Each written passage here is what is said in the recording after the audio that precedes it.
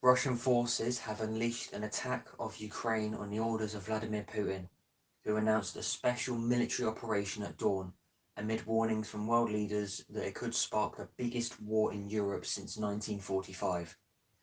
Within minutes of Putin's short televised address, about 5 a.m. Ukrainian time, explosions were heard near major Ukrainian cities, including the capital, Kiev. The scope of the Russian attack appears to be massive. Ukraine's Interior Ministry reported that the country was under attack from cruise and ballistic missiles, with Russia appearing to target infrastructure near major cities such as Kiev, Kharkiv, Mariupol and Dnipro. Explosions from artillery rockets lit up the night sky as shelling began near Mariupol, video showed. A senior advisor to Ukraine's Interior Ministry said that it appeared Russian troops may soon move on Kharkiv, which is about 20 miles from the border. Locals in Kiev sought safely in bomb shelters as explosions were heard outside the city. Air raid sirens sounded over the capital and residents of Kharkiv sheltered in the city's metro, scenes that haven't been seen in those cities since 1941. Putin has launched a full-scale invasion of Ukraine, said Ukrainian Foreign Minister Dmytro Kuleba. Peaceful Ukrainian cities are under strikes. This is a war of aggression. Ukraine will defend itself and will win. The world can and must stop Putin. The time to act is now. In a bid to justify the attack, Putin claimed a hostile anti-Russia is being created on our historic lands. We have taken the decision to conduct a special military operation, he said, in what amounted to a declaration of war.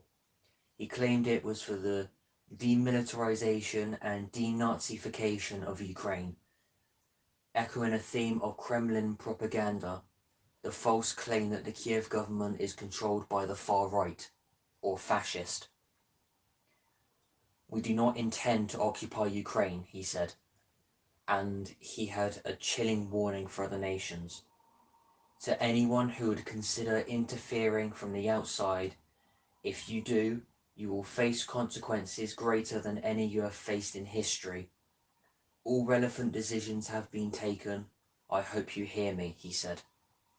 Russian media reported that the declaration of war may have been pre-recorded. The Russian president was wearing the same tie and seated at the same desk when he announced the recognition of the Russian-controlled territories on Monday. As Putin's words were being broadcast and the first detonations were being reported, the UN Security Council were holding an emergency session chaired by Russia itself, which holds the rotating presidency. It was begun by the UN Secretary-General Antonio Guterres, who made a direct appeal. President Putin, stop your troops from attacking Ukraine. Give peace a chance. Too many people have already died. The stage for the offensive was set on Wednesday night after the leaders of the two Russian-controlled territories in East Ukraine sent an official request to Moscow for military aid to help repel the aggression of the Ukrainian armed forces in order to avoid civilian casualties and a humanitarian catastrophe in the Donbass. In response, Ukraine's President Volodymyr Zelensky used a video address to appeal to the Russian public for help after an attempt to speak to Putin was unsuccessful. Do Russians want wars? I would very much like to answer this question, but the answer is up to you, he said.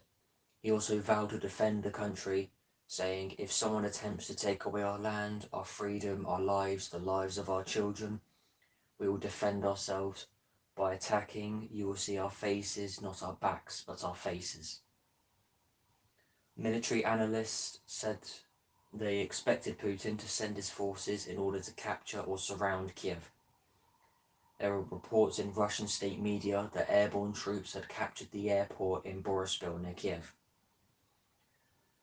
Thursday's attack was preceded by a massive continuous cyber attack that targeted Ukraine's ministries and banks, a form of hybrid warfare to sow confusion.